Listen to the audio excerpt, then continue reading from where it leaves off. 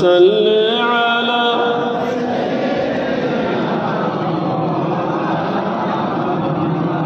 وعلى آله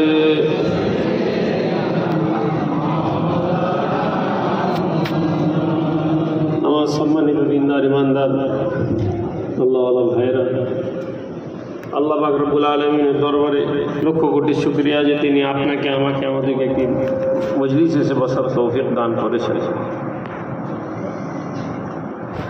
আখেরি জামানায় আল্লাহ নবী রাসূল করিম সাল্লাল্লাহু আলাইহি ওয়াসাল্লাম বলছেন, ইলম শুধুমাত্র বাহ্যিক হয়ে যাবে, অন্তর থেকে মানুষের ঈমান তুলে নেওয়া হবে।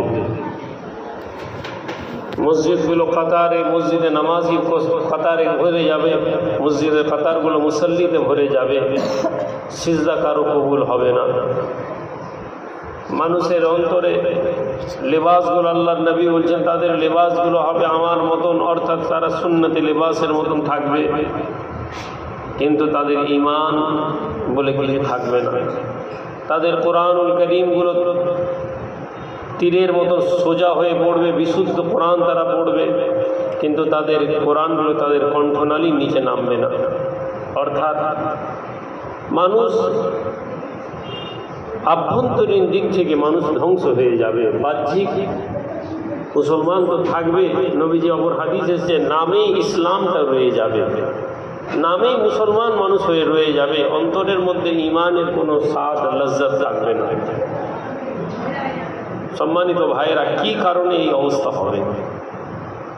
আজকে আমাদের এই অবস্থা যদি দেখি, আমাদের ব্যাপারে এই কথা বলা হয়েছে। আজ আমাদের সমাজকে যদি আমরা দেখি, কিছু নামাজি পেয়ে যাবেন, কিছু রোজদার পেয়ে যাবেন, কিছু হাজি সাহেব পেয়ে যাবেন, কিছু দান খায়রাত করনেওয়ালা পেয়ে যাবেন, কিন্তু যদি আপনি লক্ষ্য করেন হাকিকতে ঈমানের আলোয় আলোকিত হওয়ার লোক নেই, পরিশুদ্ধতা নেই, তাকওয়া নেই, আল্লাহ ভীতি আমাদের মাঝ থেকে উঠে গেছে। আল্লাহ ভীতির বিষয়ে, আমানতদারির বিষয়ে আমাদের কাছ থেকে আর আজকের দিনে আমরা সেই মানুষ হতে পারছি না। তার একটি প্রথম এবং প্রধান কারণ হচ্ছে আমরা আমাদের রাস্তা থেকে বিভ্রান্ত ভটকে গেছি, তরিকত থেকে আমরা বেরিয়ে গেছি। ইমাম গজ্জালী রহমতুল্লাহ আলাইহি তার ইহয়া উলুমুদ্দিন কিতাবের মধ্যে বলছেন যে তোমরা শুধু আমলের বিষয় বললে, কিন্তু সেই আমলকে তোমরা ব্যক্তিগত কাজে লাগালে না। তিনি আলেম ওলামাদের ব্যাপারে নসিহত করছেন, করতে গিয়ে তিনি বলছেন যে শোনো হে আলেমের দলেরা, তোমরা প্রচুর হাদিস মুখস্থ করলে, প্রচুর হাদিস বললে, মজলিসে উঠে মেম্বারে রসুলে দাঁড়িয়ে তোমরা হাদিস পড়তে লাগলে, কিন্তু তোমরা তোমাদের জীবনে সেই হাদিসগুলোকে নিয়ে এলে না। একথা বলে তিনি বলছেন আলেমদের অবস্থা ওই, যখন তারা একটি মানুষকে সফরে পাঠানো হলো, তার কাছে বল্লম দেওয়া হলো, তীর দেওয়া হলো, তলোয়ার দেওয়া হলো, কিন্তু যখন জঙ্গলের মধ্যে বাঘ এলো, সে তীরটাও ব্যবহার করলো না, তলোয়ারটাও ব্যবহার করতে পারলো না, কিছুই করলো না, বাঘটাকে খেয়ে চলে গেল। আলেম ওলামাদের ব্যাপারে তিনি বলছেন, আলেম ওলামারা তোমরা সেই রকমই, যারা তো সবই জানো, যাদের কাছে হাদিসে আছে মিথ্যা বলো না, কিন্তু তোমরা মিথ্যা বললে, ফলে জাহান্নামের আগুনকে তোমরা নিজেদেরকে বাঁচাতে পারলে না। এখন ভাই এটা কেন হচ্ছে আমাদের কাছে? এর দুটো কারণ। এক হচ্ছে দুনিয়ার চাকচিক্যতা, দুনিয়ার মোহ, দুনিয়ার আনন্দ এত বেশি আমাদের চোখে, ডানে বামে সব জায়গায়। এখন আমরা চোখ খুললেই একজন লোক একটা ধাঁ চকচকে গাড়ি নিয়ে বেরোচ্ছে, আমি মানুষ, আমার মনে হয় একটা এরকম গাড়ি হলে ইমানদারির সাথে চলছি। ভাই হঠাৎ 3 তলা পাকা বাড়ি করছে, একই কোম্পানিতে 2 ভাই চাকরি করে। বিবি আমাকে বলছে তোমার কোম্পানিতে চাকরি করে করে 3 তলা পাকা বাড়ি বানাচ্ছে, আর তুমি সেই তোমার বাপের ঘরে রয়েছো, ঘরটা এখন রং করতে পারলে।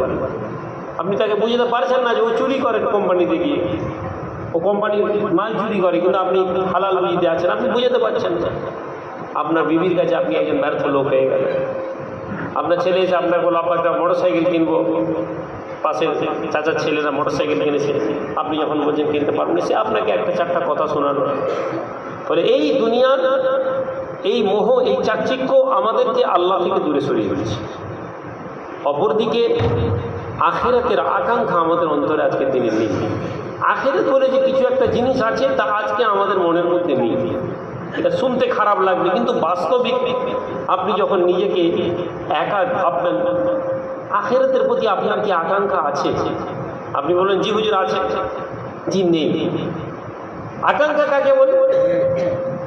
আপনি চোখ বন্ধ করলে যে জিনিসগুলো আপনার মনের মধ্যে, ঘুমের মধ্যে, বিছানে গেলে যে কথাগুলো আপনার মনে আসে, ওইটাই আকাঙ্ক্ষা।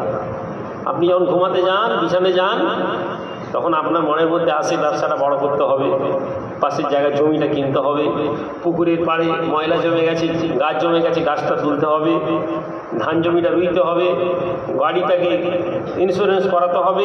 এই যে ভাবনা, এটাই আকাঙ্ক্ষা। আপনার মস্তিষ্কে যে ভাবনাগুলো বারবার এসে আপনাকে আঘাত করে, ওটা আকাঙ্ক্ষা। একজন যুবক ছেলে যখন ভাবে আমাকে একটা মোটরসাইকেল কিনতে হবে, একজন যুবক ছেলে মনে করে যে আমাকে একটা গাড়ি কিনতে হবে, একজন যুবক ছেলে মনে করে আমাকে ওই মেয়েটাকে বিয়ে করতে হবে, এটা তার আকাঙ্ক্ষা। আর এই আকাঙ্ক্ষার জায়গায় আপনার মনের মধ্যে কখনোই স্বপ্ন আসেনি যে আল্লাহর জান্নাতটা কেমন, আসেনি আমাদের মনে। আপনার অন্তরের মধ্যে এই আকাঙ্ক্ষা আসেনি যে কিয়ামতের আল্লাহর জাহান্নামের ভয়টা কেমন, জাহান্নামের আগুনটা কত ভয়ানক, এই কথা আপনার মনের মধ্যে কখনো আসেনি। আপনার মনের মধ্যে কখনো আসেনি জান্নাতের সেই সুশীতল পানির কথা, সেই জান্নাতের নাহারের কথা আপনার মনে। ওই ওয়াজের মজলিসে কখনো শুনেছেন ইমাম সাহেব খুতবা দিচ্ছে, বক্তব্য দিয়ে গিয়ে বলছে আল্লাহর জান্নাতের তলা থেকে নাহার বইবে, যেখানে মধু বইবে, যেখানে পানি বইবে, এই কথাগুলো আপনি জলসায় মজলিসে শুনেছেন? আপনার স্বপ্নের মধ্যে কখনোই কথাগুলো আসেনি। কেননা আপনার মনের মধ্যে আকাঙ্ক্ষা নেই, আপনি নিজেকে মুমিন ভাবছেন। ভাইরা আমার, তাহলে এই আকাঙ্ক্ষা আসবে কি করে? এই আকাঙ্ক্ষা আসার পিছনে যেটা বাবা বাচ্চা মেয়েদের থাক না, আচ্ছা খুব আমার ভাইরা, আমাদের মনে এই আকাঙ্ক্ষা কেন আসেনি? তার কারণ হচ্ছে আমরা এই আকাঙ্ক্ষার জায়গাটা তৈরি করাতে পারি না। আমাদের সালাফরা, আমাদের বুজুর্গরা আমাদেরকে আখিরাতের বিষয়ে যে আকর্ষণ দেখিয়েছিলেন, তারা আমাদেরকে শিখিয়েছেন যে মজলিস, আল্লাহর দুনিয়াটা বড় ক্ষণিকের দুনিয়া, এই দুনিয়া ছেড়ে চলে যেতে হবে। আপনি আমি এই মনের মধ্যে ভাবিনি, কেননা আমার মনে হচ্ছে আমাকে যেতে হবে। দাউদ তাই অনেক বড় একজন বুজুর্গ ছিলেন, তাকে লোক বললো আচ্ছা আমাকে মৃত্যুকে ভয় লাগে কেন দাউদ? তিনি বললেন যে তুমি যে জিনিসে নিজের জন্য তৈরি করেছো সেইটার ব্যাপারে তোমার আকর্ষণ থাকে। তুমি মৃত্যুকে এই জন্য ভয় পাও কেননা তুমি জানো যে তুমি মৃত্যুর পরের জীবনের জন্য কিছু করে রাখো না, মৃত্যুর পরের জীবনের জন্য তুমি কিছু করে রাখো, এই জন্য তোমাকে ভয় লাগে মৃত্যুকে। আর যারা মৃত্যুর পরের জীবনের জন্য তৈরি হয়েছে তাদেরকে মওতের ভয় নেই। সুবহানাল্লাহ। আমার ভাইরা, মওত সত্য, মওত বারহাক। আমাদের পীর মুর্শিদ চলে গেছেন, আমরা তার সবসারিতে বসেছি, ছেলেরা বললো ভাইজান আসেন, শরীরটা খুবই অসুস্থ। আমারও হুজুরকেবলা যাওয়ার পর থেকে শারীরিক মানসিক চাপ অনেক বেড়ে গেছে। তারপরেও 2-10টা মিনিট একটু কথা বলে চলে যাব। যে কারণে দুনিয়া থেকে চলে গেলেন, তিনি দুনিয়া থেকে চলে যাওয়ার পরে আমরা জানতাম তিনি ভালো মানুষ, আমরা জানতাম তিনি পীর, আমরা জানতাম যে তিনি আল্লাহওয়ালা মানুষ, কিন্তু বলুন তো আসলে তাকে আল্লাহ কি মর্যাদা সম্পন্ন করেছিলেন তার জানাজা না দেখলে আমরা কি ধরতে পারতাম না।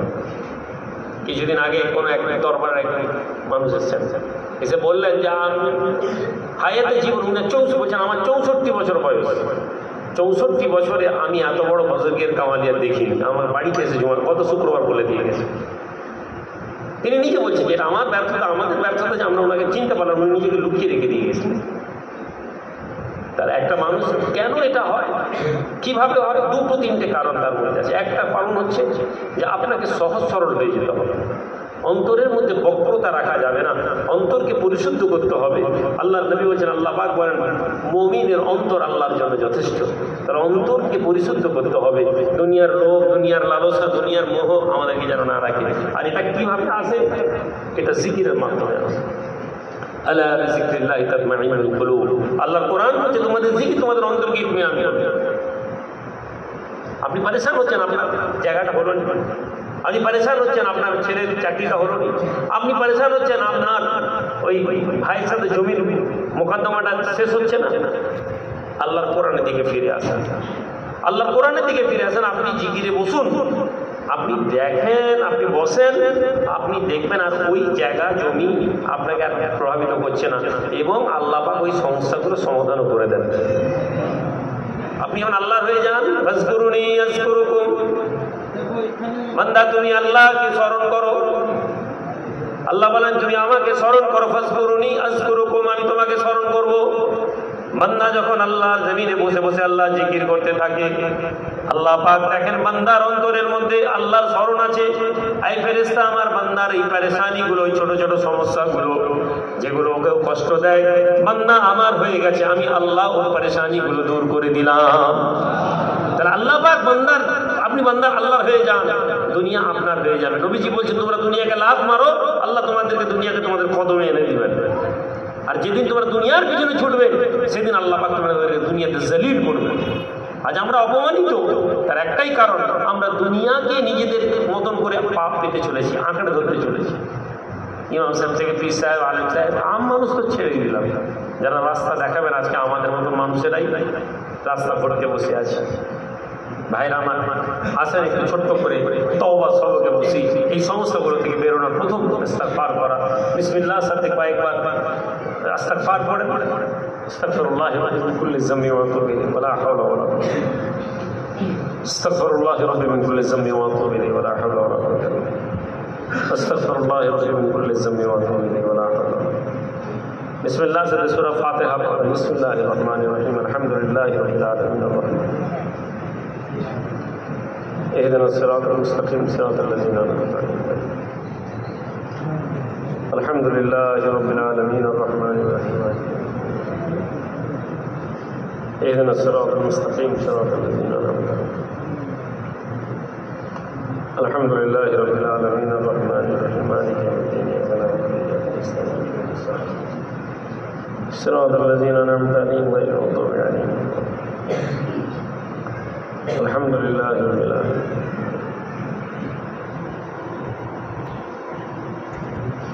بسم الله سے قل هو الله احد پڑھیں. بسم الله الرحمن الرحیم. قل هو الله احد الله الصمد لم يلد ولم يولد ولم يكن قل هو الله احد الله الصمد لم يلد ولم يولد ولم يكن قل هو الله احد الله الصمد لم يلد ولم يولد قل هو الله احد الله الصمد لم يلد ولم يولد قل هو الله احد الله الصمد لم يلد ولم يولد قل هو الله احد الله الصمد لم يلد ولم يولد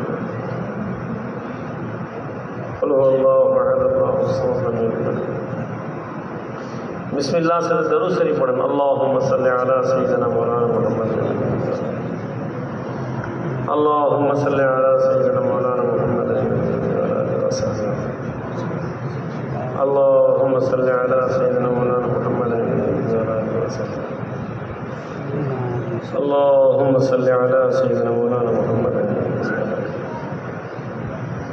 اللهم صل على سيدنا مولانا محمد. اللهم صل على سيدنا مولانا محمد. اللهم صل على سيدنا مولانا. اللهم صل على سيدنا مولانا محمد. اللهم صل على سيدنا مولانا محمد وعلى آله وصحبه. اللهم آمين. اے اللہ پاک مہربان والا جتنے کو تھوڑا گناہ میں چھوڑے ثواب خان اپنے آقا انعامدار تو جہان بادشاہ حبیب و طبیب جناب محمد رسول اللہ صلی اللہ علیہ وسلم صحابہ تابعین طریقہ در امام قادریہ طریقہ چستیہ طریقہ نقشبندیہ طریقہ مجدد دیگر بزرگ پاک مشاہدین مولا اللہ پاک جگر اسکار کی شکوجنا مولا روحانی فضیلت اللہ پاک ملتان صلی اللہ علی خیر خلقہ و اصحابہ اجمعین برحمتک یا ارحم الراحمین بحق لا الہ الا اللہ محمد رسول আমার সাথে চোখ বন্ধ করে নিয়ত করেন তওবা সবক হচ্ছে আল্লাহ পাকের জমিনে ক্ষমা চাওয়া আল্লাহ নবী বলেন আইয়ুহান নাস তুবু ইলাল্লাহ ফাইন্নী আতাবা ইলাইহি ফি ইয়াউমি মিয়াত মাররা হে মানব সম্প্রদায় তোমরা আল্লাহর কাছে ক্ষমা চাও তওবা করো তওবা চাও তোমরা আমি রাসূল দিনে 100 বার তওবা করো কিসের জন্য উম্মতের ক্ষমার জন্য তাহলে তওবাতুন নসুহা কি অন্তর থেকে এই কথা স্বীকার করা যে আল্লাহ আমার ভুল হয়ে গেছে যাই গুনাহ করেছি আপনার গুনাহ আমার গুনাহকে আল্লাহ পাক লুকিয়ে রেখেছেন। বান্দার প্রতি তিনি দয়াময়। তিনি কোরআনে বলেছেন ওয়া কানা বিল মুমিনিনা রাহিমা, আমি মুমিনদের জন্য বড় দয়াময়, দয়াপরশ। আমি মুমিনদের প্রতি দয়া করি, না হলে আমি তাদেরকে অপমান করে দিতাম, আমি তাকে বেইজ্জত করে দিতাম। কিন্তু আমি তাদের প্রতি দয়া করেছি, এই জন্য তাদের ক্ষমা গুনাহগুলোকে আমি ঢেকে রেখেছি। আর তারা যদি তওবা করে আমি আল্লাহ পাক তাদের তওবাকে ক্ষমা করে দেবো। কীভাবে করবো, কতক্ষণ করবো?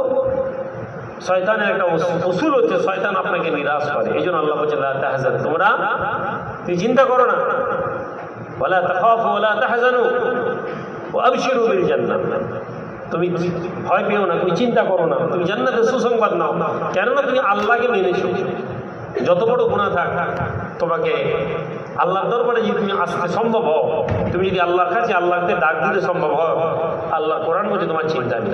সমস্যা হচ্ছে শয়তান আমাদেরকে কি করে বলতে থাকে, আরে এত গুনাহ করেছিস আর আল্লাহ মাফ করবেন। আপনি তওবা করলেন, মনটা কিছুক্ষণ বিশুদ্ধ হলো, আপনি বেরোলেন আবার সেই আপনার তো মসজিদে যে পরিবেশে পেয়েছেন আপনার বাড়িতে সেই পরিবেশ নেই। প্রতিবেশী যাচ্ছেন, বন্ধু বান্ধব একটু বসে গল্প করি, এই ক্লাবে বস, একটু সিনেমা, আপনি এখানে বসে এখান থেকে বেরোলে আবার গুনার পরিবেশ, আপনি আবার গুনাহ করে ফেলবেন। শয়তান আপনাকে ধোঁকা দিবে, এই তো এখনই মাপ চেয়েছি আবার গুনাহ করলি। আবার যখন বসবেন শয়তান আপনাকে বলে আল্লাহ তোকে আর মাফ করবে, তুই 2 দিন ছাড়াই গুনাহ করবি আর শয়তান আপনাকে। অথচ নবী বলছেন, আল্লাহ কি বলছেন, ইন্নাল্লাহা ইউকাব্বিলু তাওবাতা হাত্তা ইউগারগির, হে বনি আদম তোমার যখন মৃত্যুর গলায় হালকুম এসে যাবে, মৃত্যুর ঘড়ঘড়ানি এসে যাবে, আল্লাহ নবী বলছেন তখনও যদি বান্দা বলে আল্লাহ আমাকে মাফ করে দেন, যদি আল্লাহ তাকে তৌফিক দেন এই কথা বলার, আল্লাহ বলছেন ওকে আমি মাফ করে দেবো। তাহলে আপনার আমার কাছে সময় নষ্ট হয়নি, দেরি হয়ে যায় না। আমরা বলে দেরি হয়ে গেছে, বুড়ো হয়ে গেছি, আর কটা দিন দুনিয়াতে ভোগ করলে মরে গেলে যা হয় হবে না। যদি খারাপ হয় কিন্তু ভালোটা করতে শিখে যেতে হবে। আর ভালো হচ্ছে চোখের পানি। আল্লাহ জমিনে যখন বান্দা ক্ষমা চায়, চোখ থেকে রসুল চোখ থেকে যখন নিজের অনুশোচনার জন্য গুনার জন্য সে কাঁদার চেষ্টা করে, ফেরেশতাকে আল্লাহ বলেন বান্দা আমার কাছে অনুশোচনায় ক্ষমা চাইছে, লজ্জিত। ফেরেশতা আমার বান্দা চোখের পানিটা গালে গড়িয়ে আসার আগে আল্লাহ বলছেন আমি ওকে সমস্ত গুনাহ মাফ করে দিব। তাহলে ভাইরা, আমাদের কাছে এই সুযোগ থাকার পরেও আমরা এই সুযোগকে কাজে লাগাচ্ছি না। আল্লাহ পাক আমাদেরকে তৌফিক দেন। আমার সাথে চোখ বন্ধ করে নিয়ত করেন, চোখ বন্ধ করে আমি যখন কোনো কথা বলবো আপনারা শুনবেন, আর যখন দোয়া পড়বো ওই দোয়া যেটা আপনার আমার পিতা আদমের দোয়া, রব্বানা যালামনা আনফুসানা, আমার সাথে আপনারা পড়বেন। পড়েন বিসমিল্লাহির রহমানির রহিম। আয় আল্লাহ তাআলা, আমি আমার কলবের দিকে মুতাওয়াজ্জিহ হয়েছি। আমার কলব পীর সাহেব কিবলা ও দাদা পীর সাহেব কিবলা রাহমাতুল্লাহ আলাইহি কলবের ওসিলা আল্লাহ আরশে জাত পাকের দিকে মুতাওয়াজ্জিহ হয়েছি। আল্লাহর আরশে জাত পাক হইতে তওবার ফয়েজ আমার কলবে জারি হবে। বিসমিল্লাহির রহমানির রহিম। রব্বানা যালামনা আনফুসানা ওয়া ইন লাম তাগফির লানা ওয়া তারহামনা লানাকুনান্না মিনাল খাসিরিন। রব্বানা যালামনা আনফুসানা ওয়া ইন লাম তাগফির লানা ওয়া তারহামনা লানাকুনান্না মিনাল খাসিরিন। রব্বানা যালামনা আনফুসানা ওয়া ইন লাম হে আল্লাহর বান্দা, জওয়ান যুবক, আল্লাহর জমিনে তুমি দোয়া চাও, তুমি বলো হে আমার মাবুদ, হে আমার রব, আমি জুলুম করেছি, আমি অন্যায় করেছি। যদি আপনি ক্ষমা না করে দেন, যদি আপনি রহম না করে দেন, মওলা আমরা বরবাদ হয়ে যাব। রব্বানা যালামনা আনফুসানা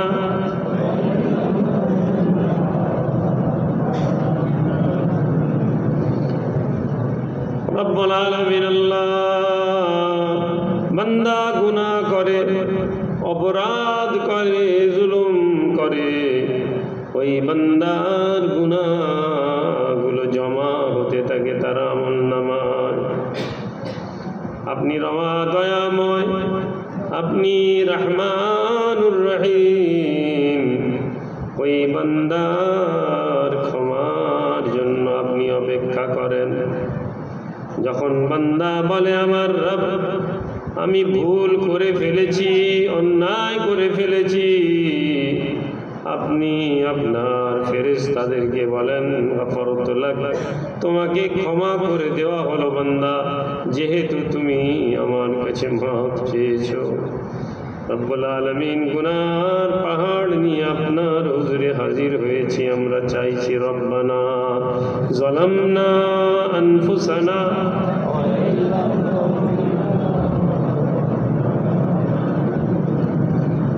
হে আল্লাহর বান্দা লক্ষ্য করো তুমি তোমার জীবনের ওই দিনগুলোর কথা, যে দিনগুলো তুমি আজ ভুলে গিয়েছো।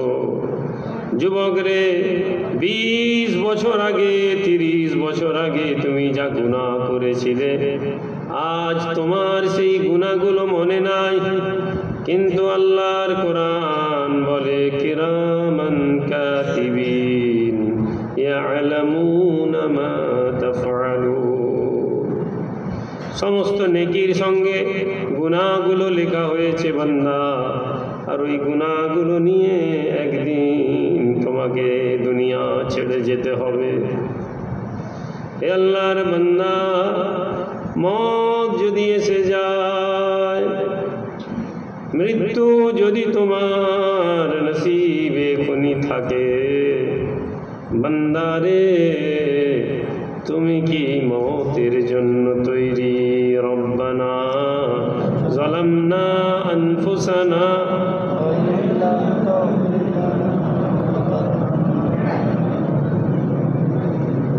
রব্বানা যালামনা আনফুসানা,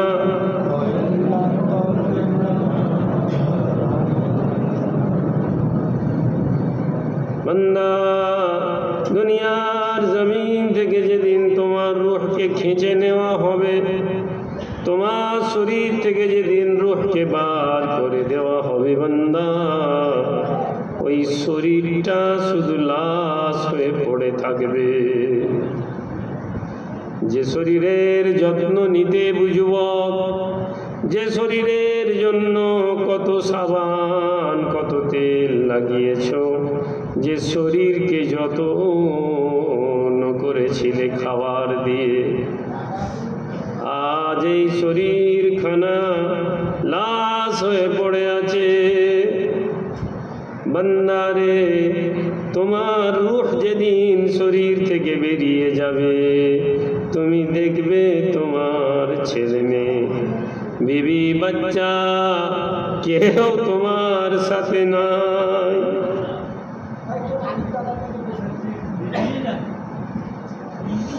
কাঁধে করে ছেলে আমার, বাপ আমার গোরস্থানে আমায় দিয়ে আসবে। বন্ধু বান্ধব, ভাই ব্রাদার, আত্মীয় স্বজন সকলে মিলে যখন তোমায় গোরস্থানে নিয়ে যাবে, বান্দা তুমি কি জানো, তুমি বলতে লাগবে আমায় একটু সময় দাও। তুমি চিৎকার করে বলবে আমায় গোরস্থানে নিয়ে যেও না, কেননা কবরের মাটিতে যাওয়ার জন্য আমি তৈরি হয়ে যাইনি। দুনিয়ার জমিনে দুনিয়াকে পাওয়ার লড়াইয়ে শামিল হয়েছিলাম, আখিরাত বলে আমার মনের মধ্যে কিছু নেই। রব্বানা যালামনা আনফুসানা,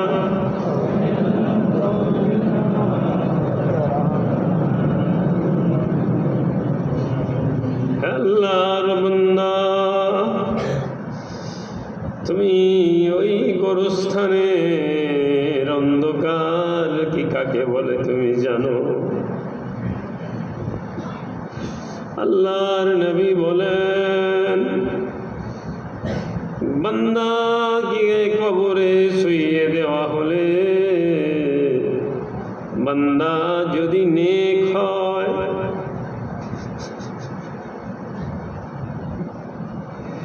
দুনিয়ার জমিনে যদি আল্লাহর কথা মতন চলার চেষ্টা করে, ওই নেক বান্দা কবরে আরাম করবে। বদ আমলের মানুষ, যারা দুনিয়ার জমিনে অবাধ্য হয়েছে, ওই ব্যক্তি কবরের মধ্যে চিৎকার করবে, আর এক ভীষণ কঠিন ফেরেশতা এসে তাকে কষ্ট দেবেন আর আঘাত করবেন। ফেরেশতা বলবে, তুই চুপ করে যা।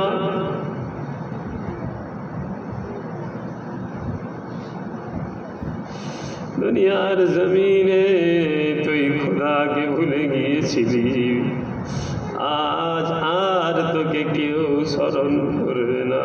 রব্বানা যালামনা আনফুসানা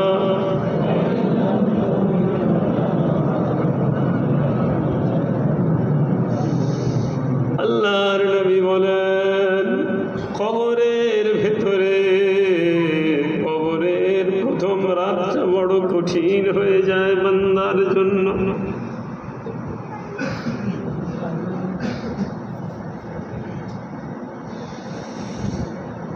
গোরস্থানের ভিতরে ওই অন্ধকার মাটির নিচে বান্দা চিৎকার করে আর বলে, আমায় ছেড়ে যেও না। হে আল্লাহর বান্দা, তুমি কি ওই বাড়ির জন্য তৈরি হয়েছ বান্দা? দুনিয়ার জমিনে বাড়ি বানিয়েছি, আলো জ্বালিয়েছি, পাখা লাগিয়েছি,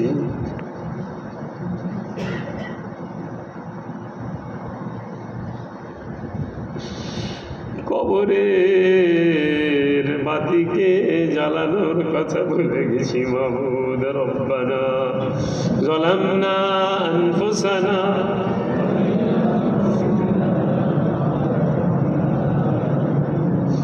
রব্বানা যালামনা আনফুসানা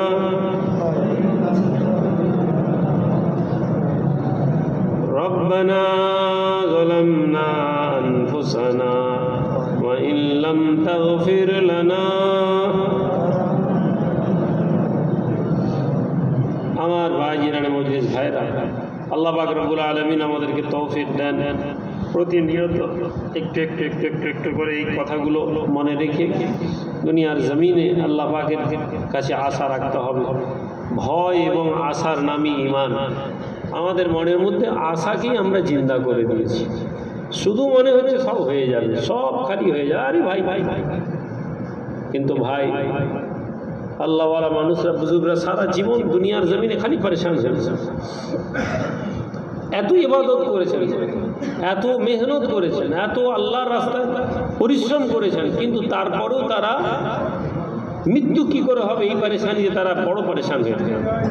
ইমামে আজম ইমাম আবু হানিফা রহমতুল্লাহ আলাইহি বুড়ি, একজন ইহুদি বুড়ি মজা করে বলছে, ও ইমাম সাহেব, তোমার দাড়ির দাম বেশি না আমার ছাগলের দাড়ির দাম বেশি? ইমামে আজম ইমাম আবু হানিফা রহমতুল্লাহ আলাইহি বুড়িমা কালকে জবাব দিব। এর পরবর্তীকালে পরে জবাব দিয়ে এরকম বলেছিলেন, উনি তো জেলে ইন্তেকাল করেছেন। পরে ইমাম আজম যখন ইন্তেকাল করে গেলেন, বুড়ি খাপ দেখছে, ইমাম আজম বলছেন, বুড়িমা আমার দাড়ির দাম বেশি। বুড়ি খাবে বলছে, বাবা ওটা তো আমি তো তোমাকে মজা করে বলেছিলাম, তোমার দাড়ির থেকে আমার ছাগলের দাড়ির দাম বেশি হতে পারে। তো ইমাম আবু হানিফা রহমতুল্লাহ আলাইহি সবচেয়ে বুড়িকে বলেছেন, শোনো বুড়িমা, আমি নরমাল ভয় পাচ্ছিলাম যে আমার যদি ঈমানের সাথে মৃত্যু না হয় তাহলে আমার এই দাড়ির কোনো মূল্য নেই, এই দাড়ির কোনো দাম নেই। আল্লাহ আমাকে ঈমানের সাথে মৃত্যু দিয়েছেন, সুতরাং আমি এই জন্য তোমাকে বললাম। জামানার ইমামের ভাবনা দেখে। আর আপনাকে কেউ যদি বলে, ভাই নামাজটা কর্নারে, আপনি কি জবাব দেন? ভাই তুমি তোমার আমল দেখো, আমি আমার ব্যাপারটা বুঝে নিই। এই কথা বলার অর্থই হচ্ছে আপনার ঈমান নেই। ভাই ভাই ঝগড়া করছি আমরা, কেউ যদি এসে বলে, ভাই ছেড়ে দে না, তোর ছোট ভাই হয়েছে, একটু মাফ করে দে না, তুই ওর ভাই দালালি করবি না। বেঈমান তুই মুনাফিক, তুই আমার ঘরে বসে চা খাস আর আমার ভাইয়ের টান করছিস। এই কথা বলার অর্থই হচ্ছে আপনি আল্লাহর রাস্তায় ভীত নন। আর আল্লাহর রাস্তায় ভীত হওয়ার জন্য সবচেয়ে আগে যে বিষয়টা জানাতে হচ্ছে, আমার বসার জায়গাটা একটু আনবে। সবচেয়ে বেশি যেটা জরুরি সেটা হচ্ছে আল্লাহর রাস্তায় ভীত হওয়ার প্রথম যে শর্ত, তা হচ্ছে আপনার ভেতরে আখিরাতের আকাঙ্ক্ষা রাখা। আমাদের ভাইরা, আমার বাবাজিরা, আল্লাহ পাক আপনাকে আমাকে আমাদেরকে তৌফিক দেন তরিকাতের রাস্তায় জন্য চলা খুব জরুরি। হুজুর কিবলাকে আমি দেখেছি এত শেষের দিকে তিনি অসুস্থ থাকতেন, কিন্তু পরেশান হন, বড় পরেশান হন। একই কথা বলতেন, বলছি আমার কি হবে। অথচ মাস তিনেক আগের কথা বলছি, ইন্তেকাল করার 3 মাস আগে পর্যন্ত উনি রাতের বেলা, আমি তাহাজ্জুদে নামাজ পড়ছি, আমাকে বলছেন আমাকে একটু ধরে বসাবে বাবা, রাত 2টো 2:30 আমি কি রকম একটু তুলে বসাও না। জি আমি একটু টাইমুম করি, তো আমি একটু তাহাজ্জুদে নামাজটা পড়ি। 3 মাস আগে যা, তখন তার শরীর চরম অসুস্থ, চরম অসুস্থ, হাসপাতালে ভর্তি হওয়ার 28-29 দিন আগের কথা বলছি। এটা সম্ভব নয় ভাই, যখন বান্দা চাইবে না আল্লাহর সাহায্য আসবে। আমাদের তো আকাঙ্ক্ষাই নেই, আমরা তো মনে করছি এই দুনিয়াতে আমরা সব সময় থাকবো, আর এই ভাবনা নিয়েই তো আমরা দুনিয়া করছি। আপনি ট্রেনে যদি বসেন, আপনি যদি একদম প্লেনে সবচেয়ে ফার্স্ট ক্লাস প্লেনেও বসেন, তবুও আপনি ওই প্লেনে ওই যখন বসেন তখনকার আনন্দ, কিন্তু আপনার মাথায় কখনো থাকে না যে প্লেনে সারা জীবন থাকবে। আপনি জানেন আমি নেমে চলে যেতে হবে। দুনিয়া আপনার আমার জন্য সফরের জায়গা, কিন্তু এইখানে আমরা নিজেদের মনকে এমনভাবে লাগিয়ে ফেলেছি, আমাদের মনে হচ্ছে যেন এই দুনিয়া সেটা আমরা কখনো যাবো না। সম্ভব তখনই হয় যখন আল্লাহ আলাদা রাস্তাকে আমরা নিজেদের জীবনে করব। আমার চোখের সাথে আমার সাথে নিয়ত করেন, চোখ বন্ধ করে লা ইলাহা ইল্লাল্লাহ জিকির একটু বসি। লা ইলাহা ইল্লাল্লাহ জিকির হচ্ছে আপনার নাভি থেকে আমি টান দেন, লা টান কাট পর্যন্ত ইলাহা যখন বলবেন মাখরাজ মাকাম ইল্লাল্লাহ, ইল্লাল্লাহ বলে ইজ্জাত করবেন কলব। এই যে নফি ইসবাতে জিকির আমরা বলি, ইসবাত মুজাররাতের বলি, পাসের বলি। আল্লামা রুহুল আমিন বসির হাজি রাহমাতুল্লাহ আলাইহি তরিকা দর্পণে লিখেছেন। কাশফুল মাহজুবের মধ্যে এই বিষয়ে অনেক ব্যাপকভাবে লেখা আছে, অনেক বৃহৎ আলোচনা আছে। কিন্তু আমরা নিজেদেরকে আমরা পুরপুরাপন্থী বলি বা পীরপন্থী বলি। আপনি বলুন তো কোন কাজের মাধ্যমে আপনি নিজেকে পীরপন্থী বলেন? কোন কাজ একটা বলেন? আমি তো একজন তবলিগকে দেখলে বুঝতে পারি, ও বলে আমি তবলিগপন্থী। কি করে? ও নামাজের দাওয়াতটা দেয়।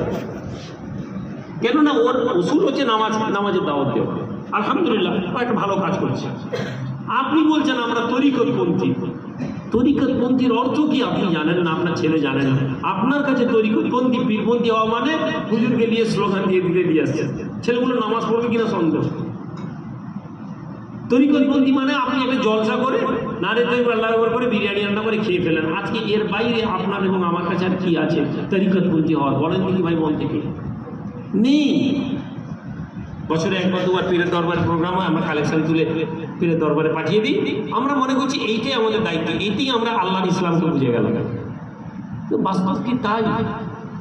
হাকিকতেন কি তাই? আপনার কি মনে হয় আপনার পীর একদম আপনি বছরে আমার মৌলানা সাবিসিয়া প্রতাপপুর দরবারে একদম কালেকশন করে ভাই দরবারে জলসা দিয়ে আসছেন, রমজান মাসে দিয়ে আসছেন? আপনার কি মনে হয় কিয়ামতের দিনে সাবিসিয়া যদি আমাকে বলেন ভাই আমি তো আটকে গেছি, আমি ঢুকলাম, কোনো চিন্তা নেই, চলে আসেন, আমি বলবো আপনার মনে হচ্ছে যে আরে আমি ওয়াজের মধ্যে বলছি আমার পীর বলেছে আমার একটা মুরিদ যদি জান্নাত না আমি যাবো না, আমরা সবাই সুবহানাল্লাহ বলছি, কিন্তু নবীজি কি বলছেন? আপনি যদি নবীজির কথা জানতেন তাহলে আপনি ওই বক্তার ভণ্ডামিটাকে আপনি মানতেন না। বড়বীর আব্দুল কাদের জিলানী কখনো বলে যাননি যে আমার সব মুরিদকে নিয়ে আমি জান্নাতে যাবো। খাজা বাবা বলে যাননি যে আমার সব মুরিদকে নিয়ে আমি জান্নাতে যাবো। দাদা হুজুর বলে যাননি আমার সব মুরিদকে নিয়ে আমি জান্নাতে যাবো। বরং প্রত্যেকেই আল্লাহ জান্নাত যাওয়ার রাস্তাটা আমাদেরকে দেখিয়ে গেছে। নবীজি কি বলছেন? কিয়ামতের দিন আমি আল্লাহকে বলবো আল্লাহ এরা আমার উম্মত। নবীজি বলছেন, এর বাইরে আর কোনো কথা হয় না। নবীজি বলছেন আমি কিয়ামতের দিন আল্লাহকে বলবো আল্লাহ এরা আমার উম্মত। একজন উম্মতকে আমাকে দেখানো হয়, তারা আমাকে বলে ইয়া রাসূলুল্লাহ আমরা আপনার উম্মত। আমি আল্লাহকে বলবো আল্লাহ এরা আমার উম্মত, আপনি আমার উম্মতকে একটু নাজাত দিবেন। আল্লাহ পাক বলবেন হে নবী আপনি যখন দুনিয়া থেকে চলে এসেছিলেন তখন ওরা আপনার অনুপস্থিতিতে এমন কাজ করেছিল দুনিয়াতে, যদি আপনি দুনিয়াতে থাকতেন আপনি মুখ ফিরিয়ে দিতেন।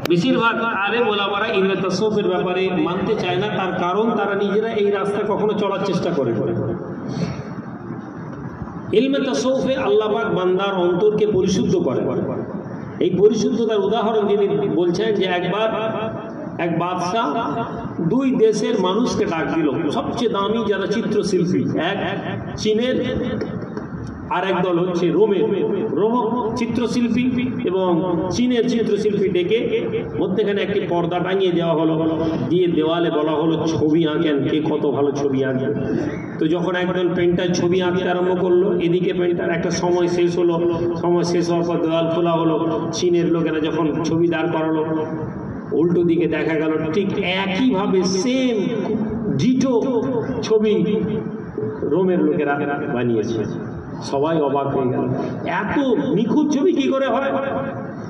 ইমাম গাজ্জালী রাহমাতুল্লাহ বলেন আসলে তারা ওই দেওয়ালের মধ্যে একটি কাঁচ তৈরি করেছে, দেওয়ালকে এত পরিষ্কার করেছে, এত সুন্দর করে পরিষ্কার করেছে যে সেটা আয়নার মতন হয়েছে, আয়নার প্রতিবিম্ব এই ছবিতে পড়েছে। ইমাম গাজ্জালী রাহমাতুল্লাহ আলাইহি বলেন মানুষ যখন আল্লাহ পাকে জিকির করতে থাকে এবং তার অন্তরকে সে যখন আলো করতে থাকে, কোরআনে আল্লাহ কি বলছেন, ওয়াজআল লাকুম নূরান তামসুনা বিহি, বান্দা কি করে না আল্লাহ নূরের সমুদ্রে বিচরণ করে। জোরে বলুন সুবহানাল্লাহ। এই নূরের সমুদ্রে বিচরণ করা তখনই সম্ভব হবে যখন আপনি নূরটা দেখতে পাবেন। আপনি জাহিরি ইলম নিয়ে সেটা দেখতে পাবেন না। বলতে গিয়ে তিনি বলছেন মানুষ তখন কি করে না সেই অন্তরকে পরিশুদ্ধ করে যায়, তখন আল্লাহ পাক তার কাছে যে সমস্ত রাজগুলো খুলে দেন, তখন সে মানুষকে আর মানুষের ভেতরে থাকলেও তখন মানুষের মতন করে সে ভাবে না, তখন সে অনেক ঊর্ধ্ব জগতে বুঝায়। বেচারা আমি আপনাদেরকে বিষয়টা বোঝানোর জন্য বলি, আজ থেকে 30 বছর 20 বছর আগে আমাদেরকে কেউ যদি এসে বলতো ভাই, 30 বছর আগে যদি কেউ আমাদেরকে বলতো ভাই এমন একটা মোবাইল আসছে, এমন একটা জিনিস আসবে না, তুমি ছবিতে দেখতে পাবে, কথা বলবে, যা করবে, অর্থাৎ ভিডিও কলের কথা যদি আমাদেরকে কেউ বলতো আমরা বুঝতে পারতাম না। আজকে ভিডিও কল আমাদের কাছে বোঝানোর ব্যাপার না, হ্যাঁ ভাই এটা সম্ভব। আল্লাহওয়ালাদের বিষয়ে এই ভিডিও কল আজকে সায়েন্স আজকে যে যে কথাগুলো বলছে, আপনি যদি তরিকতের রাস্তাকে বড় ভালো কোনো হাক্কানি আলেমের সোহবতে বসেন, পড়তেও হবে না, আপনি যদি তাদের পর্যালোচনা করেন আপনি দেখতে পাবেন। আমি এই বিষয়টাকে নিয়ে কখনো অবাক হই না। হযরত আওয়েস কারণী রহমতুল্লাহ আলাইহি, আওয়েস কারণী যাকে আমরা বলি, তিনি তার ব্যাপারে একজন বুজুর্গ বললেন যে আমি তার ব্যাপারে শুনলাম, আমি তাকে খুঁজতে লাগলাম, তার সাথে দেখা করে দেখতে পেলাম না। একটা সময় তাকে শুনলাম যে তিনি বাগদাদে আছেন। আমি বাগদাদে গিয়ে পৌঁছালাম, একটা নদীর ধারে তিনি বসে কাপড় ধুচ্ছেন। আমি তাকে দেখতে আমি সালাম দিলাম, তখন তিনি বলতে লাগলেন যে কি অমুকের পুত্র অমুক, কেমন আছো, এসো। আমি অবাক হয়ে গেলাম, হুজুর আপনি আমাকে চিনতে পেরেছেন? আমি তো এর আগে আপনার সাথে আমার পরিচয় হয়নি, আপনার সাথে আমার তো মিলন হয়নি, আমি তো আপনাকে এর আগে দেখিনি। তখন হযরত ওয়াইস কারণী রাহমাতুল্লাহ আলাইহি বলছেন যে যে যেখানে আছে বসতে দেন না, আর ঠেলাঠেলি করেন না। আমি কি দোয়া করে দেবো নাকি? চাপ হয়ে যাচ্ছে। এখন দুরূদ শরীফ পড়ুন, আল্লাহুম্মা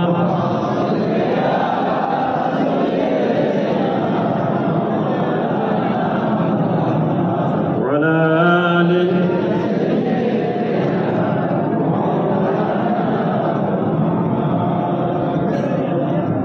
হযরত আওয়েস কারণী রাহমাতুল্লাহ আলাইহি বলেন এসো অমুকের ছেলে অমুক, কেমন আছো তুমি? তিনি বলতে লাগলেন আমি তো হযরত ওয়াইসকে বললাম হুজুর আমি তো কোনোদিন আপনার সাথে আমার পরিচয়ই হয়নি, এই তো প্রথমবার আপনার নাম শুনে দেখা করতে এসেছি, আপনি আমার নাম জানলেন কি করে, আপনি আমাকে চিনলেন কি করে? আল্লাহর বান্দা ওয়াইস বলতে লাগেন তুমি কি জানো নি আল্লাহর নবীকে কথা বলে দিয়ে যাননি আমাদের, আল্লাহর ওয়াহ জুনুদুম মুজান্নাদা ফামা তাআরাফা মিনহা ইয়াতানাকা ওয়া মা তানাকারা মিনহা ইখতালাফা। হেনামালকে নন্দকুমারের যুবকেরা জওয়ানেরা, আল্লাহর নবী বলেন প্রত্যেক রূহগুলোকে আল্লাহ একে অপরের সাথে পরিচয় করিয়ে দিয়েছিলেন। শরীরটা মিলন হওয়ার আগে আমাদের আত্মাগুলো মিলেছিল। আল্লাহর ওয়াহ জুনুদুম মুজান্নাদা। আওয়াজ বলছেন তোমার সাথে আমার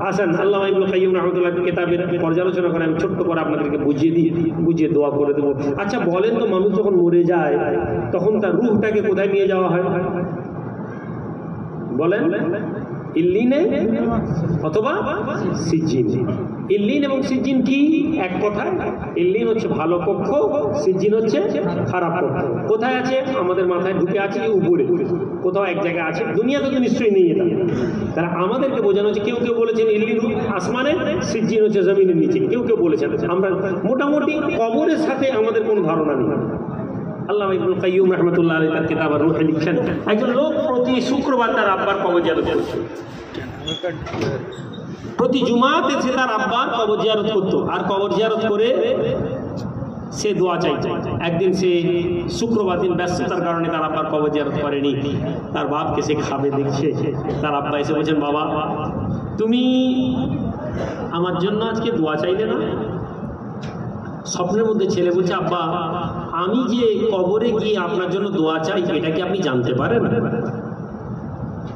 আল্লাহর বান্দা যুবক ছেলেদার স্বপ্নের মধ্যে বলে, পিতাজি আব্বা আমার, আমি যে কবরের মধ্যে প্রতি জুমার দিন আপনাকে গিয়ে সালাম দিয়ে আপনার জন্য দোয়া চাই, এই সালামগুলো এই দোয়াগুলো কি আপনি জানতে পারেন নাকি? জবাবে পিতা বলতে লাগেন, কি আশ্চর্যের কথা আমার ছেলে, তোমরা আমাদেরকে কি মনে করো কবরের মধ্যে আমাদের কোনো অস্তিত্ব নাই? তুমি যখন আমাকে কবরে এসে সালাম দাও, তোমরা যখন বলো আসসালামু আলাইকুম ইয়া আহলাল কবর দিয়ারিল কওমিল মুমিনিন, যখন বান্দারে তুমি যখন কবরস্থানে গিয়ে সালাম দাও, যদি কবরস্থানে কেউ না থাকে সালামটা তোমরা কাকে দাও? কথা বুঝে আসছে না? আসেনি? যদি কবরস্থানে কেউ না থাকে তাহলে সালামটা কি দিচ্ছি? যে আচ্ছা লাগে, আমি দোয়া চেয়ে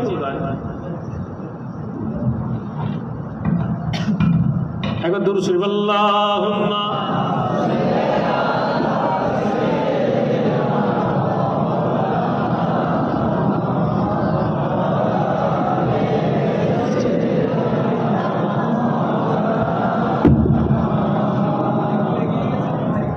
ইবনুল কাইয়্যিম রাহমাতুল্লাহ আলাইহি বলছেন যে ওই ছেলে তার পিতা বলছে, যদি কবরস্থানে কেউ না থাকে তাহলে তোমরা সালামটা কাকে দাও?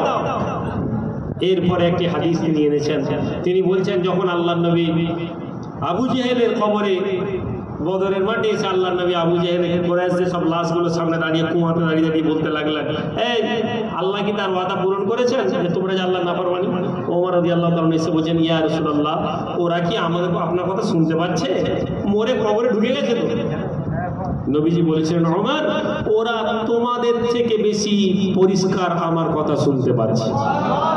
এই হাদিস থেকে প্রমাণ করা হয় যে কবরস্থানের মধ্যে কবরবাসীরা শুনতে পায়। আরেকটু পরিষ্কার করে দিলে আপনাদের কাছে এটা পানির মতন পরিষ্কার হয়ে যাবে। যারা বলে কবরস্থানে কিছু নেই, কবরে আল্লাহওয়ালাদের কবর তো অনেক উঁচুর ব্যাপার, আম মুসলমানের কবরের কথা বলছি। যদি কাফের মুশরিকরা কবরে শুনতে পায় তো মুমিনরা শুনতে পাবে। আল্লাহর নবী দয়ার নবী নূর নবীর হাদিস আছে, রাসূলুল্লাহ বলছেন যখন বান্দা কবরে দিয়ে দেওয়া হয়, বান্দা যখন বেরিয়ে আসে কবর থেকে তারা বান্দার জুতার আওয়াজটাও শুনতে পায়। জোরে বলুন আল্লাহ নবী দয়ার নবী নূর নবী রাসূল নবী বলেছেন, বান্দাকে যখন কবরের মধ্যে দিয়ে দেওয়া হয় তাহলে কবরের মধ্যে যদি শরীরটা পড়ে থাকে, রূহ যদি ইল্লিনে চলে যায়, সিজ্জিনে চলে যায়, ভাই আমার কবরের কিছু দিনের মধ্যে লাশটা মাটি হয়ে যাবে। বডিটা মাটি হয়ে যাবে না ভাই, পচে গলে শেষ হয়ে যাবে। তাহলে এখন বলেন দেখি, নবীজি বলছেন কবরটা জান্নাতের টুকরা হবে, না হলে জাহান্নামের গাড্ডা হবে, জাহান্নামের টুকরা হবে। আচ্ছা বলুন, রূহ চলে গেল ইল্লিনে, কবরের মধ্যে বডি পচে গলে শেষ হয়ে গেল, তাহলে জান্নাতের টুকরাটা কবরে কার জন্য? আরে কথা বুঝছেন না? বুঝেন নি? বলে না যে কবরে কি আছে, এটা আম মুসলমানের কবরের অবস্থা বলছি। আলামে বারজাখের ব্যাপারে যতক্ষণ আমরা পড়াশোনা করছি ওই একটা হাদিস শুনে নিয়ে ইল্লিন অথবা সিজিন এটা পড়ে নিয়ে মাথায় ঢুকিয়ে নিয়ে আমরা মনে করছি কবরে কোনো কানেকশন নেই, কিন্তু যখন একটার সাথে একটাকে কানেকশনগুলোকে সব সচেতনভাবে যখন জুড়তে থাকবো তখন আমরা এটা নিশ্চিত হয়ে যাই। ওই পিতা বলছেন, বাবা তুমি কবরে আমাদের জন্য দোয়া করো, শুধু দোয়া করো, আমি জানতে পারি না। তুমি যখন কবরস্থান থেকে বেরিয়ে চলে যাও, আমাদের কবরস্থানের বাইরে যে কাঠের পোলটা আছে ওই পোলে দিয়ে যখন তুমি জুতো নিয়ে যাও, তোমার জুতার খড়মের আওয়াজটাও আমি কবরস্থানে শুনতে পাই। ইবনুল কাইয়্যিম রাহমাতুল্লাহ আলাইহি কোন পীর সাহেবের মুরিদ না, 600 হিজরি, আজ থেকে 800 বছরের আগের আলেমের কথা বলছি। উনি ফুরফুরা বেরেলি তবলিগ দেওবন্দির লোক নয়, এরা তাহকিক করে ইসলামের মধ্যে থেকে সোনা মণি মুক্ত বার করেছে। আল্লাহর বান্দা ইবনুল কাইয়্যিম বলেন, বাগদাদে একজন মানুষের সাথে আমার পরিচয় হয়েছিল। তিনি আমাকে বলেন, একদিন রাতের বেলা আমি স্বপ্নের মধ্যে দেখলাম প্রচুর লোক আমার সামনে এসে দাঁড়িয়ে গেছে। তারা যেন আমাকে কিছু বলতে চাইছে, কথাবার্তা বলছে, কিন্তু আমি সব কিছু বুঝতে পারছি না, কিন্তু আমি বুঝতে পারছি তারা কিছু বলতে চায়। স্বপ্নের মধ্যে দেখছি অনেক লোক এসে আমার কাছে এসে কি সব বলছে, কিন্তু আমার সামনে কেউ আসছে না।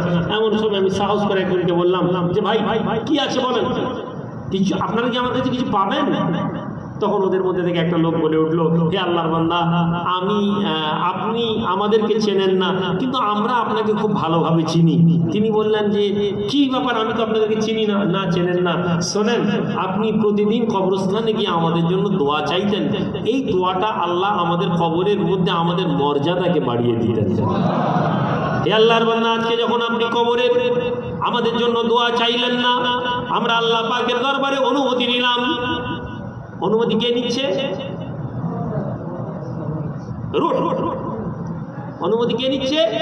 রূহ। কার কাছে নিচ্ছে? আল্লাহর কাছে। রূহ কি? রবের হুকুম। ইয়াসআলুনাকা আনির রূহ, আমি আগেই বলেছি, মন দিয়ে বুঝতে হবে। ইসলাম, ওই যে বললাম যে ভাই 50 বছর আগে এক্সরে প্লেটের গল্প আমরা জানতাম না।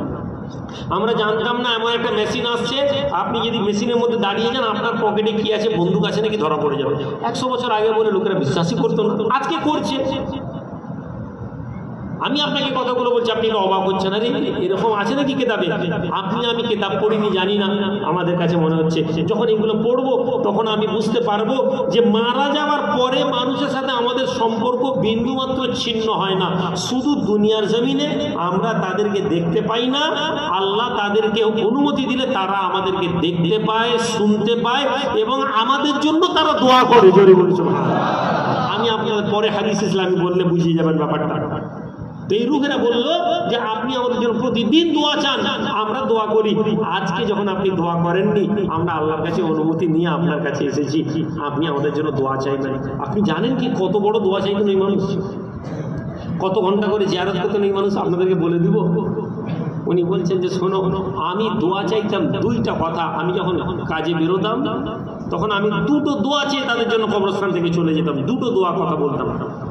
আমরা ভাবছি কবরস্থানে যাওয়া মানে 1 ঘন্টা ধরে দোয়া যাওয়া, এত দোয়া পড়া না। না, তিনি বলছেন আমি 2টো কথা কবরস্থানের সামনে গিয়ে দোয়া চাইতাম। এক বলতাম, আল্লাহ কবরবাসীর কবরকে ক্ষমা করে দাও, কবরবাসীদেরকে মাফ করে দাও। আর দ্বিতীয় দোয়া করতাম, আল্লাহ তাদের কবরে তাদের মর্যাদাকে বাড়িয়ে দাও। এই 2টো কথা বলার জন্য আল্লাহ তাদের কবরে তাদের গুনাহকে মাফ করতেন এবং তাদের মর্যাদাকে বৃদ্ধি করে দিতেন। তিনি স্বপ্নে বলছেন, আমি এরপরে বললাম যে যাও তোমরা চলে যাও। এরপরে আমি আর জীবনে মৃত্যু পর্যন্ত, আমি এরপরে জীবনে কোনোদিন তাদের জন্য দোয়া চাওয়া বন্ধ করিনি। তাহলে ভাই, পাড়ার কবরস্থান থেকে যাচ্ছেন, আপনি তো চেষ্টা করে দেখতে পারেন, যেতে যেতে বাপের কবর আছে, সালাম দিন, আসসালামু আলাইকুম আব্বা, আল্লাহ আপনাকে ভালো রাখুন, আল্লাহ আমার বাপের কবরটাকে আপনি আলোকিত।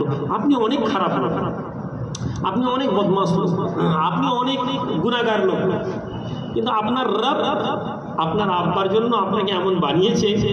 কোরআনে আল্লাহ বলছেন, তুমি বলো ছেলে, তুমি বলো রব্বির হামহুমা কামা রাব্বায়ানি সাগীরা। আল্লাহ আমি তো গুনাহগার, আমি তো অপরাধ, আমি তো নালায়েক, কিন্তু আমার আব্বা আমার কবরে আছে, আল্লাহ আমার আব্বাকে আপনি মাফ করে দেন। আরবি বলতে জানি না, বাংলায় কথা বলুন যে আল্লাহ আমার আব্বাকে ক্ষমা করে দেন। ছোটবেলা যেমন আমার আব্বা আমাদেরকে মাফ করেছে, ভালোবেসেছে, আল্লাহ আজকে তার কবরটাকে আপনি, এই কথা বলে আপনি যান, একটা সময় আসবে আপনি বুঝতে পারবেন যে আসলে আপনি কত বড় গাছ লাগিয়ে যাচ্ছেন। ভাইরা, কবরবাসীদের মধ্যে, কবরের মধ্যে কবরবাসীরা কি অবস্থায় থাকবে? আল্লাহর বান্দারা, যুবকেরা, জওয়ানেরা, তোমার আমার পীর দুনিয়া থেকে চলে গিয়েছেন। আমার পীর কি আমার কোনো খবর রাখতে পারেন নাকি, জানতে পারেন নাকি? তিনটা ঘটনা বলবো, তিনটা বিষয় আপনাদেরকে বুঝিয়ে দিব। পারলে যে কোনো মৌলানা কিন্তু তাহকিক করে নেবেন যে হুজুরের ছেলে এসে বলে দিয়ে গেল, এটা কি সত্য কথা? নাম্বার 1, ফুরফুরা দরবার শরীফের হযরত মির্জা হুজুর পীর কিবলা রাহমাতুল্লাহ আলাইহির একটা ঘটনা। বাংলা 24 পরগনার আলেমরা দরবার শরীফে আসে রাতের বেলা। কিছু আলেম রাতের বেলা আসে, মাঝে মাঝে রাত্রি 11টা 12টার দিকে আসে, ওরা বসে কথা বলে, তো সব নিয়ে এই চর্চা হয়। আমরা মনে করছি আর এই লাইনে কেউ লোক নেই, আমরা মনে করছি, কিন্তু আসলে তা না। আমরা মনে করছি সবাই ধান্দাবাজ, কেননা আমি রুহুল আমিন, আমি ধান্দাবাজ হয়ে গেছি বলে দুনিয়া সব মৌলানা পীরিয়াদাকে আমি ধান্দাবাজ দেখতে পাচ্ছি। আপনি নিজে অন্যায় করছেন মানে প্রতিবেশী সবাইকে ভাবছেন সবাই খারাপ। আপনি সবাইকে খারাপ এই জন্যই দেখছেন, কেননা আপনি খারাপ। যেদিন আপনি অন্যকে ভালো দেখা শুরু করে দিবেন, আপনি আল্লাহর দরবারে শুকরিয়া আদা করুন, তার মানে আপনি ভালো রাস্তায় এসেছেন। যতক্ষণ আমরা সমাজকে খারাপ নজরে দেখছি, এটা দলিল আমি নিজে খারাপ। 24 পরগনার এই মৌলানা আলেমের আসে, কথা বলে, বিভিন্ন তাসাউফ নিয়ে আলোচনা করে। একদিন একটা মুরব্বীকে নিয়ে এসেছে। ভাইজান, মুরব্বী বলছে আমি যাবো দেখা করতে, একবার নিয়ে চলো। মুরব্বী বয়স 65 বছর 70 বছরের কথা বলছি, বছর 4-5 আগের কথা বলছি। বলছে হুজুর আমি মেজলা হুজুর পীর কেবলার খিদমত করতাম, মেজা হুজুরকে আব্বা আব্বা বলতাম। হ্যাঁ, তারপর একদিন মেজা হুজুর শেষ বয়সে যখন দুনিয়া থেকে চলে যাবেন, একদিন রাতের বেলা আমি মেজা হুজুরের পা টাপছি আর খুব কাঁদছি। কাঁদতে কাঁদতে বলছি আব্বা আপনি দুনিয়ার থেকে চলে যাবেন, আমাকে কে দেখবে? আমাদেরকে এই দুনিয়াতে আপনি আছেন, আপনার মনের কষ্ট হলে ব্যথা হলে আপনাকে এসে বলি, আব্বা আপনি চলে গেলে কার কাছে যাবেন? একটা পীর একটা মুরিদের সম্পর্ক এটা ছিল। আজকের দিনে আপনি পীরের মুরিদ বলেন বটে, আপনার কী সম্পর্ক? ভাই গিয়ে নজরানা হাতে দিয়ে দেওয়া আর খাবার নিয়ে যাওয়া আর তাবিজ হুজুর একটা তাবিজের ব্যবসাটা খারাপ, এর বাইরে আজকে সম্পর্ক বলে আমাদের কাছে কিছু নেই। মেজা হুজুর পীর কেবলা বিছানে শুয়ে বলছেন এই শুন বলে লোকটা আমাকে বলছে হুজুর আমার গায়ে একটু হাত দেন। আমি বলছি কেন? একটু গায়ে হাত দেন না। আমি হাত দিয়েছি, বলছি দেখেন আমার লোমগুলো সব খাড়া হয়ে গেছে, একদম খড়খড় করছে। বলে আমি যখনই কথা বলি আমার খুব হতে থাকে। বলছে যে হুজুর আমি, মেজা হুজুর বলছেন এই শোন, আমি যখন দুনিয়াতে যেমন বলছিস, আমি যখন দুনিয়া থেকে চলে যাব, আমি কবরে চলে যাব, কবরে চলে গেলে আমার আল্লাহ আমার কবরে আমার ক্ষমতা আরও বাড়িয়ে দিবেন। আচ্ছা, এই কথা বলার পরে আমি আল্লাহর ঘরে বসে আছি, আমি কোনো কথাকে আমি লুকাবো না। এই কথা বলার পরে না আমার মনের মধ্যে একটু খটকা লাগলো। আমি এই কথাটা এইভাবে না বললেই ভালো হতো, যতই করুন আম লোক তো সেটা বলে যাচ্ছে। আর এই কথা বলে আমরা জলসার মজলিসে বলে ফাটিয়ে আমার মধ্যে কিছু থাক না থাক, আমি এইটা আমার মধ্যে কিছু থাক না থাক, আমি এই কথা বলে একটু নিজের দাম বাড়িয়ে নিই। আল্লাহর কি শান। কিছুদিন পরে একদিন হাদিস শরীফ পড়ছি, পড়তে পড়তে একটা কিতাব, তার নাম হচ্ছে আশ-শিফা বিত-তা'রিফি হুকুকুল মুস্তাফা সাল্লাল্লাহু আলাইহি ওয়াসাল্লাম। এই কিতাবের প্রথমের দিকে আমি একটা হাদিস দেখলাম, দেখার পর আমি কুরবান হয়ে যাই। হে যুবক, আল্লাহওয়ালাদের বিরুদ্ধে কখনো কথা বলতে যেও না। আল্লাহওয়ালাদের ব্যাপারে তোমার যদি ধারণা না থাকে শুনে নাও আল্লাহওয়ালা কারা। বাদশাহ যখন সিরাজউদ্দৌলার বিরুদ্ধে ব্রিটিশদের লড়াই হচ্ছে, একজন ফকির দোয়া করছে আল্লাহ লর্ড ক্লাইভকে জিতিয়ে দাও, আল্লাহ লর্ড ক্লাইভকে জিতিয়ে দাও। মুসলমান লোকেরা এসে গাল দিচ্ছে, ফকির বদমাস, পয়সা দিয়েছিস নাকি ইংরেজদের কাছ থেকে? হ্যাঁ, মুসলমান সিরাজউদ্দৌলা মুসলমান বাদশার বিরুদ্ধে দোয়া করছিস এই লর্ডকে? কিছুক্ষণ ফকির বলে আরে তুমি পাগলা, সিরাজউদ্দৌলা হেরে যাবে। আমি চোখের সামনে দেখতে পাচ্ছি খিজির আলাইহিস সালাম লর্ড ক্লাইভের পতাকা নিজে নিজে হাঁটছেন, তার মানে ইংরেজরা জিতবে, মুসলমান হেরে যাবে। হে আল্লাহর বান্দা, হে যুবকেরা, আমি তোমাদেরকে একটা কথা বলেছি, দুনিয়া বড় সংক্ষিপ্ত। তুমি কাউকে ভালো বলো ঠিক আছে, তুমি কাউকে মন্দ বলতে যেও না। যদি ব্যক্তি মন্দ না হয়, তোমার এই মন্দ বলা তোমার দুনিয়া এবং আখিরাতকে ধ্বংস করে দেওয়ার জন্য যথেষ্ট।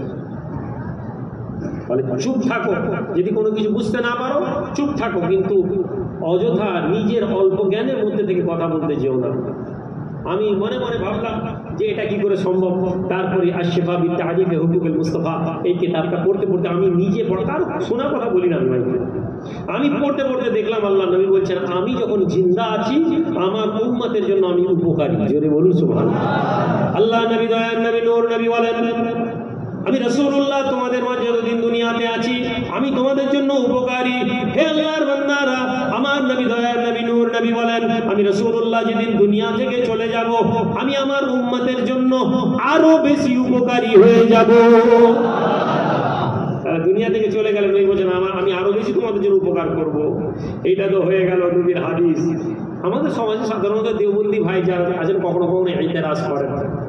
এটা এরপরে যে কথা বলছি, আল্লামা তাকি উসমানী সাহেব, ইনার এই বায়ান আমি নিজে শুনেছি, তার সাথে দেখা সম্ভব না, পাকিস্তানের মানুষ। একদিন তার একটা বায়ান শুনতে শুনতে আমি দেখছি, তিনি বলছেন যে আমি যে কথা বলছি, মানে তাকি উসমানী সাহেব বলছেন যে मैं जो कह रहा हूं अगर ये लोगों तक आए तो एतराज पैदा हो जाएगा। কিছু লোক আমার কথার বিরোধিতা করবে, লেকিন বরহক ये सच है, সত্য বলছি আমি। মুফতি তাকি উসমানী কে বুঝে নেন, গোটা আরবের রাবেতার একটা পোস্ট আছে যেখানে কোনো আরব ছাড়া কেউ চেয়ারে বসে না। মুফতি তাকি উসমানী সাহেব পাকিস্তান, ওনাকে 2 বছরের জন্য ওই চেয়ারের প্রেসিডেন্ট বানানো হয়েছিল। একমাত্র আজামি মানুষ হিসাবে ওনাকে ওই সিট দেওয়া হয়েছিল। কত বড় আলেম বুঝতে পেরেছেন? দুনিয়াতে গ্লোবালি যত ফতোয়া আছে মুফতি তাকি উসমানী সাহেবের সিগনেচার নেওয়া হয়েছে। উনি কে? মারিফুল কোরআন লেখা হয়েছে মুফতি শাফি সাহেবের ছেলে। তিনি বলছেন যে আমি বললে এতরাজ হবে, তবে শোনো, এটা আমি তোমাদেরকে বলে দিই, আল্লাহওয়ালারা দুনিয়া থেকে চলে গেলে আল্লাহ তাদের কবরে তাদের ক্ষমতাকে বাড়িয়ে দেন।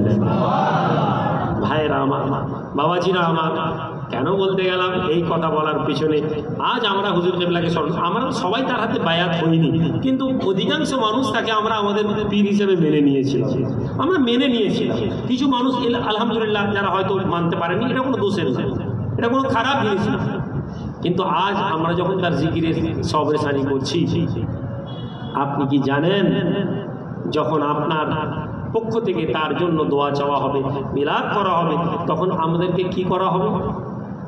একজন মানুষ দুনিয়াতে যখন তার পীরের স্মরণ করে, সবরে সানি করে, পীরের জন্য দোয়ার মজলিস করে, যখন সে চলে যায় একদিন, আল্লামা ইবনে কাইয়্যিম রাহমাতুল্লাহি আলাইহি রূহ কিতাবের মধ্যে লিখছেন যে তিনি বলছেন আমি এক বড় ব্যবসায়ীকে দেখলাম সে মারা গেছে। সে মারা যেতে আমি অবাক হয়ে গেলাম।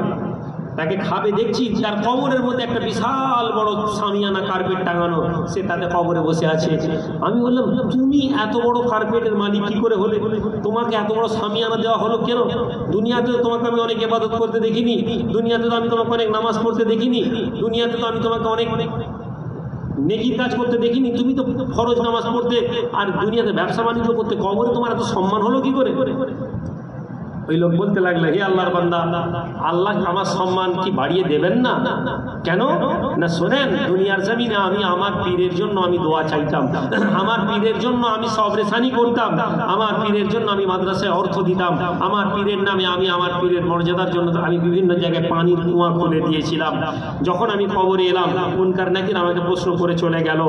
এরপরে আল্লাহর হুকুমে আল্লাহ পাক আমাকে ফেরেশতারা জানালো যে তোমার পীরের সুপারিশে আল্লাহ তোমার কবরের স্থানকে বৃদ্ধি করে দিয়েছেন। আমার পীরে আল্লাহওয়ালাদের নিসবত। শেষ একটা হাদিস বলি, বললে আপনারা বুঝতে পারবেন যে কোরআন হাদিসের আলোকে কেন আমরা এই কথা বলি। কেন এই কথা বললাম? শুধু ওলি আল্লাহর কথা হলে বলতাম না। রাসূলুল্লাহ সাহাবী ওই একই কিতাবের মধ্যে মারা গেছেন, নাম ভুলে গেছি আমি, মারা গেছেন দুনিয়া থেকে চলে যাওয়ার পরে। আরে দেওবন্দের ওই মুহাদ্দিস সাহেব যাকে জাদু করে দেওয়া হয়েছিল, আপনার নামটা কে বলুন তো? মুফতি উসমানী সাহেব না, ওনাকে কি ওনাকে বীজ দিয়ে দেওয়া হয়েছিল না, একজন জাদু করে দিয়েছিল, তো ওনার ছাত্র আসামে, উনি হাতটা পড়ে গিয়েছিল পরে। যাই হোক,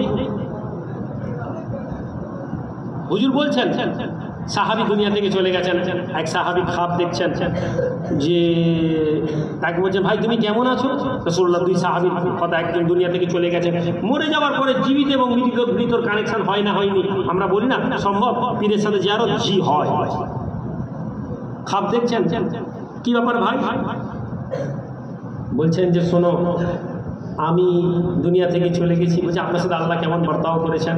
বলছেন আমার সাথে ভালো বার্তাও হয়েছে, আমার কিছু ভুল ছিল তার জন্য আমার কষ্ট হয়েছে, এখন আল্লাহ আমার প্রতি রহম করেছেন, আমাকে শান্তিতে আমি আছি।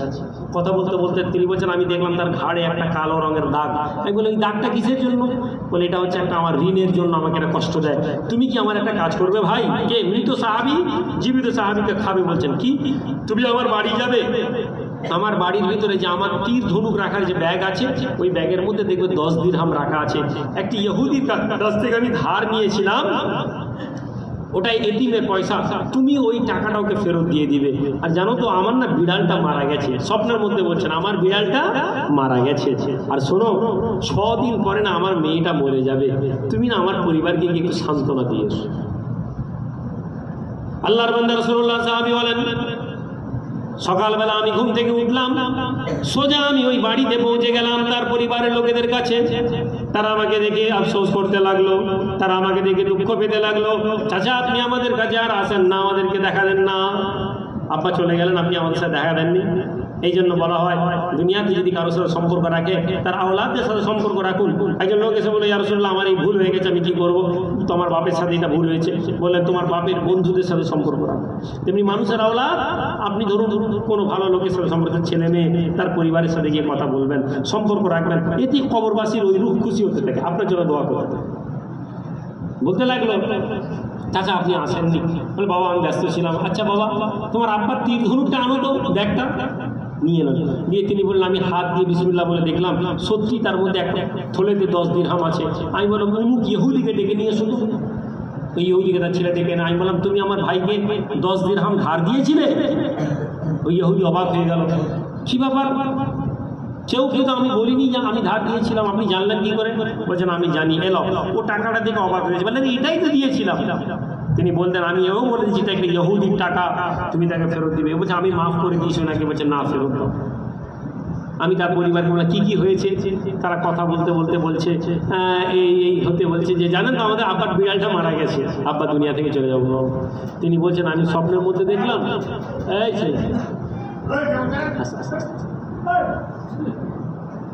ছেলেরা, আচ্ছা ঠিক আছে বাচ্চা ছেলে শুনছি তাই বড় কথা, ওরা তো বাচ্চা। তিনি বলছেন যে আমি দেখলাম দুটো কথা হয়ে গেছে। তৃতীয় কথা আমি জিজ্ঞেস করলাম তোমার বোনটা কই? তার ছেলেকে বলো চাচা ওইখানে খেলছে। আমি তার কাছে গিয়ে দেখলাম বাচ্চা মেয়ে, গায়ে হাত দিয়ে দেখলাম তার জ্বর হয়েছে। আমি বুঝতে পারলাম যে আল্লাহ যখন আমার দুটো কথা সত্য করেছেন এই কথাটাও সত্য হবে। আমি গিয়ে তার পরিবারকে সান্ত্বনা দিলাম, দুনিয়া থেকে মানুষ চলে যেতে পারে আল্লাহ পরীক্ষা, আমি তাদেরকে বললাম। আর বললাম এই মেয়েটাকে একটু ভালো করে গোসল করিয়ে দিও, দোয়া চেয়ে এসলাম। আমি 6 দিন পরে আমি খবর পেলাম যে সত্যি সেই মেয়েটি দুনিয়া থেকে মারা গেছে। আল্লামা ইবনে কাইয়্যুম রাহমাতুল্লাহ এই হাদিসকে নিয়ে এসে বলছেন যে মৃত ব্যক্তির সাথে জীবিতদের সাক্ষাৎ হয়, কথা হয়, লম্বা আছে। এই বিষয় নিয়ে এখন যেটা আলোচনা করি ঘন্টা 2-3, 400 পাতার কিতাব। এই কিতাব 400 পৃষ্ঠা, আপনি পড়লে আপনার ধারণা বদলে যাবে। কিভাবে আপনি রুহের সাথে সংযোগ করবেন, কিভাবে রুহের সাথে এ করবেন, মৃত্যুর পরে আপনার অবস্থা কী হয়, সব কিছু ওখানে ধীরে ধীরে ধীরে ব্যাখ্যা করা আছে। ভাইয়েরা আমার, আমি আপনাদের কাছে শুকরিয়া আদা করি যে আপনারা আমাকে দাওয়াত দিয়েছেন হুজুর কিবলা সবরে সানির জন্য। 2টা কথা বলে দিয়ে যাই, খাস করে যারা তরিকাতের রাস্তা হুজুর কিবলার কাছে সবক নিতেন, সবক বন্ধ করবেন না। নাম্বার 1। নাম্বার 2, চেষ্টা করবেন সপ্তাহে সম্ভব না 15 দিন সম্ভব না 1 মাসে একবার হলেও পীরের মাজারে গিয়ে দাঁড়িয়ে কিছুক্ষণ হলেও সময় দিবেন। কিচ্ছু জানেননি সুবহানাল্লাহ আলহামদুলিল্লাহ আকবার পড়বেন চোখ বন্ধ করে, 100 বার পড়বেন। হুজুর কিবলা দুনিয়া থেকে চলে যাওয়ার পর এমন এমন ঘটনা কিছু ঘটেছে যা বর্ণনা করার পক্ষে নই আমি। এমন এমন কিছু ঘটনা ঘটেছে, হুজুর কিবলা রাতে কবর পাহারা দেওয়া হয় আপনারা জানেন। এমন এমন কিছু জিনিস হুজুর দুনিয়া থেকে যাওয়ার পরে ছেলেরা দেখেছে। আমি বিষয়গুলো উপলব্ধি করলে আমি কখনো মুখ খুলিনি, কিন্তু মুখে, এবং সবাইকে নিষেধ করা হয়েছে। তারপরেও কেউ না কেউ কোথাও না কোথাও থেকে কিছু কিছু কথা বলে দেয়। আমি প্যাডডায় গেছি বড় বাবা ইন্তেকালে, হঠাৎ আমার মেজো ভাই বলছে বাবা এটা হয়েছে নাকি শুনলাম। আমি আরও অবাক হয়ে গেলাম, আরে আপনাকে কে বলবো? বাবা আমরা ঠিক খবর পেয়ে গেছি। তার মানে কেউ বলেছে, অথচ আমি সবাইকে তম্বি করে মানা করে দিয়েছি। একজন মানুষ এসছেন গত পরশু দিন এসে এমন একটা কথা বলেছেন, আমি সাধারণত বলি না কিন্তু ওটা বলবো, আমি ভেবে রেখেছি আল্লাহ দিয়ে তৌফিক দেন। 21 তারিখ সেপ্টেম্বরে হুজুর কিবলা সবরে সানি আছে, আপনারা যাবেন সকলে, দিনের বেলা আছে। আমি সবাই মহাসানি স্যার আপনি খাস করে দাওয়াত দেবেন। দেখেন আপনারা আলেন, হতে পারে সমাজের কিছু মানুষ আপনাকে পছন্দ করে, হতে পারে, এটা স্বাভাবিক। আপনারা আলেম, আমরা যদি আমার সমাজ যদি আমার নবীকে সমাজ চিনেন, নবীকে গাল দিয়েছে, পাগল বলেছে, মিথ্যাবাদী বলেছে, ঢিল মেরেছে, আপনারা দিনের খিদমতের কথা তো বলেন কিন্তু রাসূলুল্লাহর আদর্শ নেই। সবাই আমাকে ভালো বলবে এটা তো স্বাভাবিক না। কেউ কিছু বলে আরে মহাসাব ধান্দাবাজি শুরু করে দিলে নাকি, আরে আপনারা মানুষের এই কথাকে মনে দিবেননি। আমার আল্লাহ জানেন আমি এখানে কেন। যদি আমার আল্লাহ পাক আমার এই নিয়তের উপর রাজি হয়ে যান, এই দুনিয়াতে চারটা আমাকে খারাপ কথা বললো আমার কিছু যায় আসে না, আমার আখেরাত চলে যাবে। ফলে আপনারা খাস করে দাওয়াত দিবেন, সবসময় আসতে পারি না, আর চেষ্টা করবেন অবস্থানে গিয়ে কিছু দোয়া দরুদ পড়া, দেখবেন আমাদের রাস্তা কত আসান আছে এবং কত গভীর। একটু ছোট্ট করে রাসূলুল্লাহ সাল্লাল্লাহু আলাইহি ওয়াসাল্লাম